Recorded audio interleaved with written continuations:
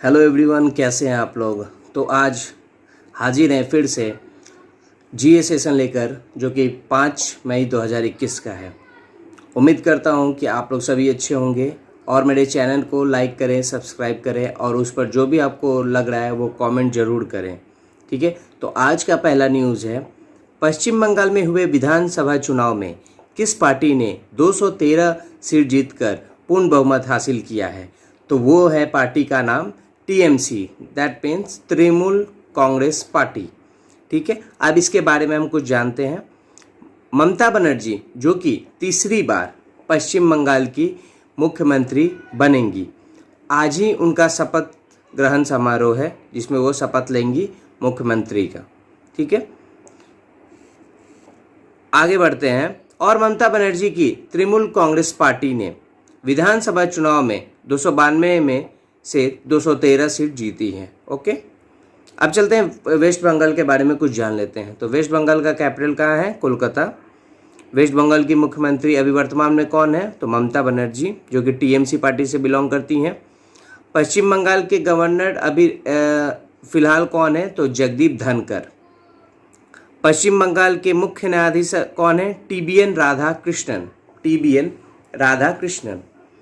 पश्चिम बंगाल की टोटल लोकसभा सीटें 42, राज्यसभा सीटें 16 और विधानसभा सीटें 294। पश्चिम बंगाल के 5 पड़ोसी राज्य में से कौन कौन आते हैं? तो असम, सिक्किम, बिहार, झारखंड और उड़ीसा। पश्चिम बंगाल के 3 पड़ोसी देश कौन कौन से हैं? तो वो हैं बांग्लादेश, नेपाल और भूटान। आगे बढ़ते हैं हम लोग। पश्चिम बंगाल की राजकीय पशु कौन है? तो फिशिंग कैट। राजकीय पक्षी किंगफिशर। राजकीय वृक्ष डेविल वृक्ष। दुनिया का सबसे बड़ा डेल्टा सुंदरवन डेल्टा, जो गंगा और ब्रह्मपुत्र नदी बनाती, यह किस राज्य में स्थित है? तो वो वेस्ट बंगाल में। ओके, आगे बढ़ते हैं। अगर कोई क्वेश्चन ये करे कि किस राज्य में गंगा की सहायक नदी दामोदर नदी को बंगाल का शोक कहा जाता है, तो वो कहेंगे हम लोग पश्चिम बंगाल की। कोलकाता किस नदी के किनारे स्थित है? तो हुगली नदी के किनारे।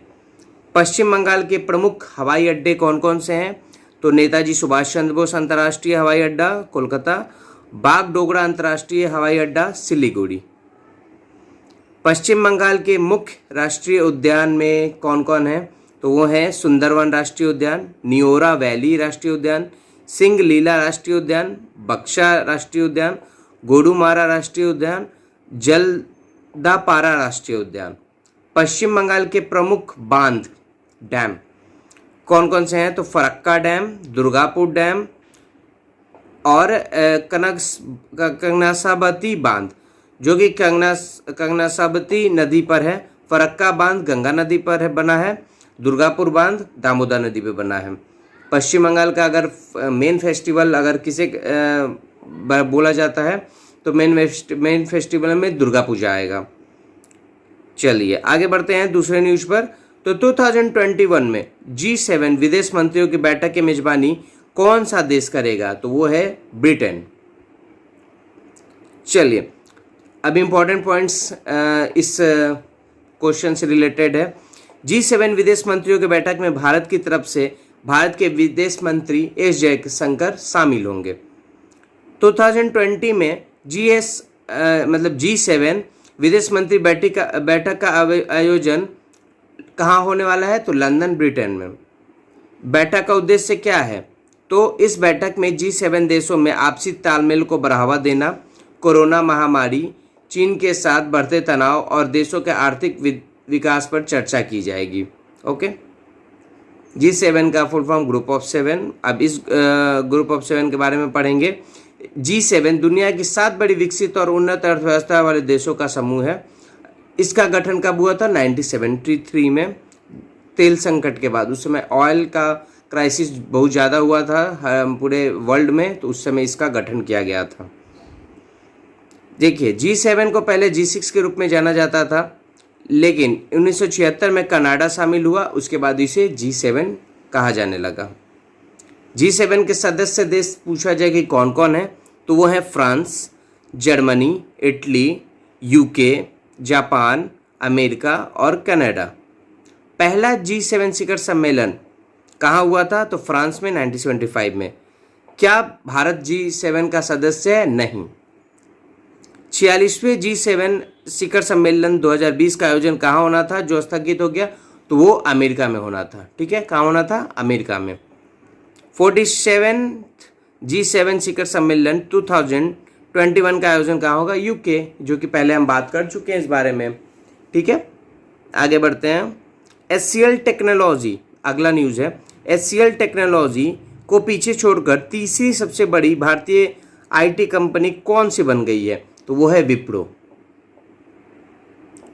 आगे बढ़ते हैं हम लोग। भारत के टॉप 3 IT कंपनी कौन कौन से हैं? तो वो हैं TCS, इन्फोसिस एंड विप्रो। विप्रो का स्थापना कब हुआ था, इस्टेब्लिश कब किया गया था? तो 29 दिसंबर 1945। और विप्रो का मुख्यालय कहाँ है? बेंगलुरु, कर्नाटक। विप्रो के चेयरमैन कौन है? तो ऋषद प्रेम जी। ओके, आगे बढ़ते हैं चौथे न्यूज की ओर। दिल्ली में आयोजित होने वाले एशियाई मुक्केबाजी चैंपियनशिप 2021 को हाल ही में कहाँ स्थानांतरित कर दिया, मतलब ट्रांसफ़र कहाँ कर दिया गया? तो यूएई में। कहाँ? यूएई, क्योंकि दिल्ली में कोरोना का ज़्यादा संक्रमण अभी फैला हुआ है, जिसके कारण काफ़ी वहाँ पे अस्त व्यस्त हो चुका है जीवन, और वहाँ का सारा मतलब होता है लोगों का बहुत ज़्यादा इतनी मृत्यु हो रही है कि सारा कुछ अस्त व्यस्त हो गया है, जिसके कारण इस सम्मेलन को ट्रांसफ़र कर दिया गया है। कहाँ पर? यूएई में।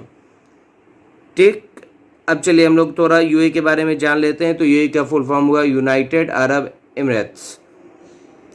ठीक है, संयुक्त अरब अमीरात। यूएई कहाँ है? एशिया महाद्वीप में स्थित है। यूएई की राजधानी क्या है? Abu Dhabi. यूएई की करेंसी क्या है? यूएसी दिरहम। और यूएई के राष्ट्रपति फिलहाल अभी कौन है? शेख खलीफा बिन जायद अल नहयान। ठीक है, आईसीसी का मुख्यालय कहाँ है? यूएई के दुबई में। दुनिया की सबसे ऊंची इमारत बुर्ज खलीफा कहाँ पर स्थित है? यूएई के दुबई शहर में। कोयले से बिजली बनाने वाला पहला अरब देश यूएई बना है। आईपीएल 2020 का आयोजन कहाँ किया गया था? यूएई में। ठीक है, यूएई का सर्वोच्च नागरिक सम्मान ऑर्डर ऑफ जायद प्रधानमंत्री नरेंद्र मोदी को दिया गया है। पांचवा न्यूज़ क्या है? विश्व अस्थमा दिवस कब मनाया जाता है? तो 4 मई को। विश्व अस्थमा दिवस कब मनाया जाता है? 4 मई को। ठीक है, अब चलिए हम लोग आगे बढ़ते हैं इस चीज़ में।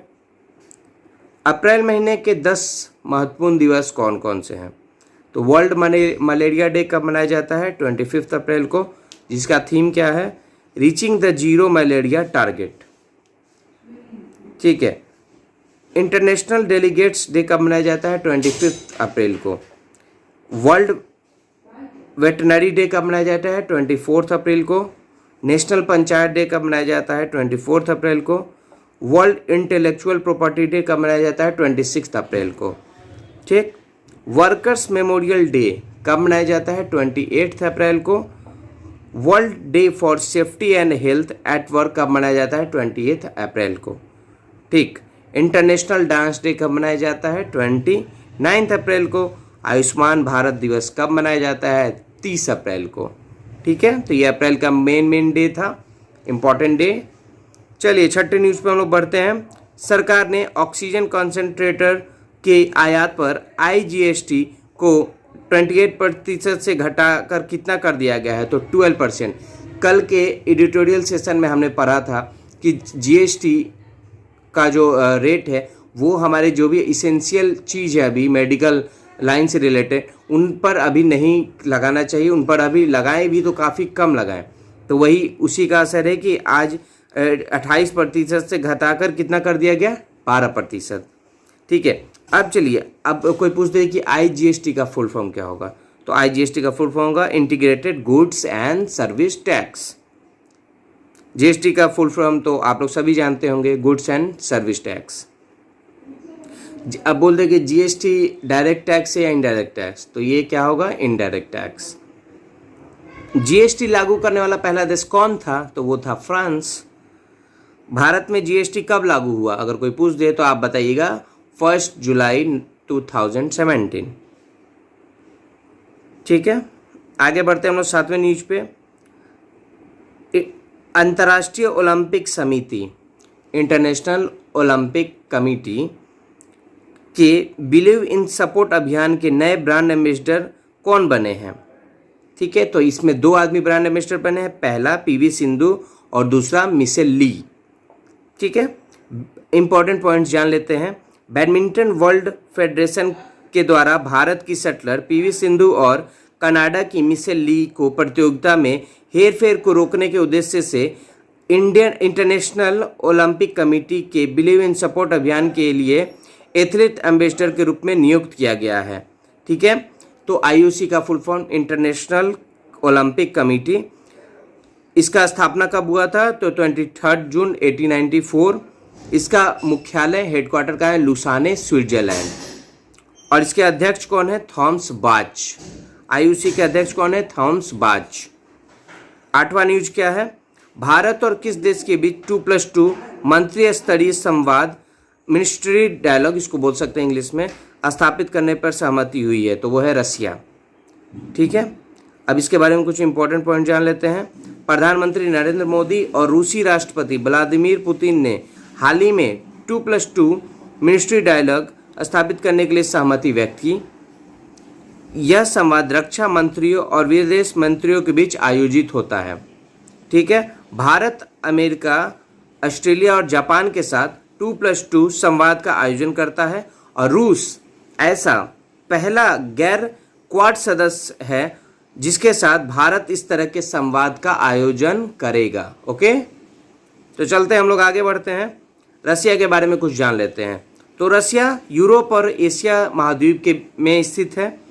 रसिया की राजधानी मॉस्को। रसिया की मुद्रा क्या है, मतलब करेंसी क्या है? तो रूबल। रसिया के राष्ट्रपति अभी कौन है? तो व्लादिमीर पुतिन। रसिया के प्रधानमंत्री कौन है? तो मिखाइल मिशुतिन। यूराल पर्वत एशियाई रूस को यूरोपीय रूस से अलग करता है। देखिए, अब बोल दे कोई पूछ दे कि रसिया के संसद का नाम क्या है? ड्यूमा। क्या है? ड्यूमा। रसिया की सबसे बड़ी नदी क्या है? कौन है? सॉरी, क्या है नहीं, कौन है? लीना नदी। रसिया की सबसे लंबी पर्वत श्रृंखला कौन सा है? एल्ब्रूस पर्वत। कौन सा है? एल्ब्रूस पर्वत। चलिए आगे बढ़ते हैं हम लोग। कौन सी भारतीय नियामक संस्था network for greening the financial system में शामिल हुई है? एनजीएफएस में कौन सी भारतीय नियामक संस्था शामिल हुई है? तो वो है RBI, Reserve Bank of India. अब network for greening the financial system के बारे में कुछ जानते हैं। तो इससे कितने, इसमें 83 सेंट्रल बैंक जुड़े हुए हैं।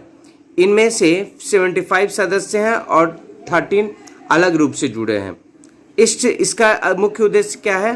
तो ग्रीन फाइनेंस को बढ़ाना और तेज, मतलब ग्रीन फाइनेंस को बढ़ाना है, मतलब उसको प्रमोट करना है। ग्रीन फाइनेंस को क्या करना है? प्रमोट करना है। ठीक है, आरबीआई के बारे में कल हम लोग काफ़ी डेप्थ में जानकारी लिए थे कि आरबीआई को बैंक ऑफ बैंक कहा जाता है। इसका स्थापना कब हुआ था? 1 अप्रैल 1935 को इसका स्थापना हुआ था। ठीक है, और इसका मुख्यालय मुंबई में है और इसके गवर्नर भी कौन है? शक्तिकांत दास। आरबीआई के 4 डिप्टी गवर्नर हैं, जिसमें से एक नए जुड़े हैं, टीवी रविशंकर की, इसको हटाकर बीपी कनुंगो को। तो बाकी 3 कौन कौन है? महेश कुमार जैन, माइकल पात्रा, एम राजेश्वर राय और टीबी रविशंकर, 4 मिलाकर। चलिए, आरबीआई को नेशनलाइज कब किया गया था? तो 1 जनवरी 1949 को। ठीक है, और इसका लोगो क्या है? आरबीआई का लोगो में क्या है?